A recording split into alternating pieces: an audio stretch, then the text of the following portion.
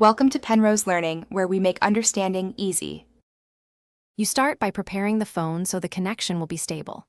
First, confirm battery, data plan, and signal. Make sure mobile data is on.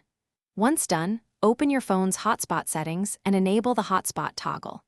Rename the network to something you recognize and set a secure WPA2 or WPA3 password so others can't join.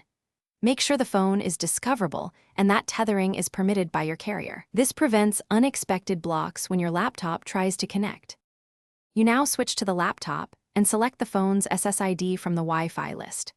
Click Connect and enter the password exactly, because a single wrong character or case will fail authentication. Once associated, the laptop requests an IP from the phone.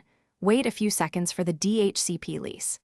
If the Wi-Fi method is flaky, plug in a USB cable and enable USB tethering on the phone or pair via Bluetooth as an alternative. Those methods bypass wireless interference and can be more reliable in crowded networks.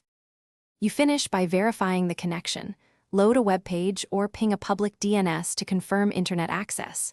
Make sure your laptop traffic is working through the phone and that data usage is acceptable. Monitor carrier limits. When you're done, turn off the hotspot to save battery and close any active shares. If something goes wrong, restart tethering. Toggle the phone's hotspot off and on, or briefly enable airplane mode. Then reattempt connection. This clears common IP or radio issues quickly.